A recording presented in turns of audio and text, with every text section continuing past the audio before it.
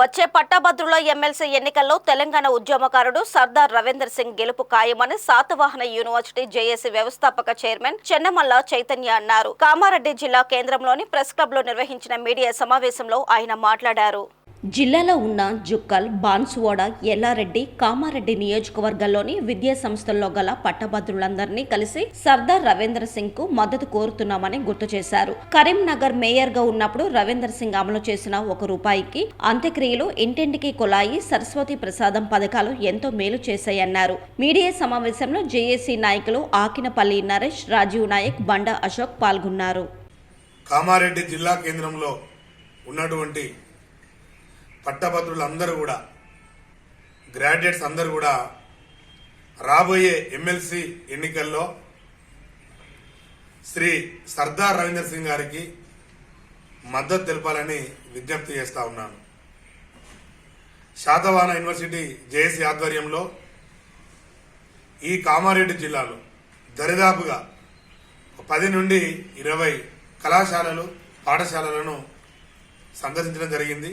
ప్రతి గ్రాడ్యుయేట్ యొక్క ఆలోచన విధానం ఎలా ఉందంటే, ఇండిపెండెంట్ అభ్యర్థి అయినటువంటి సర్దార్ రవీందర్ సింగ్ గారి గెలుపు దాదాపుగా ఖాయమని చెప్పి గొంతెత్తి చెప్పడం జరిగింది.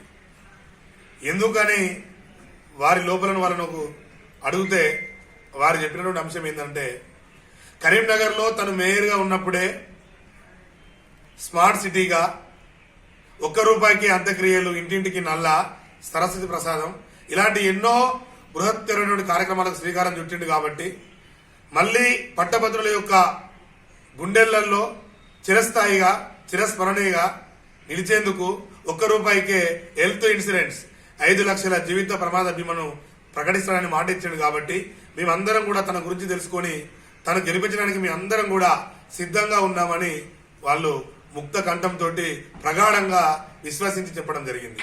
అలాగే కామారెడ్డిలో ఉన్నటువంటి గ్రాడ్యుయేట్స్ మిత్రులారా, ఒకటే ఆలోచన చేయండి.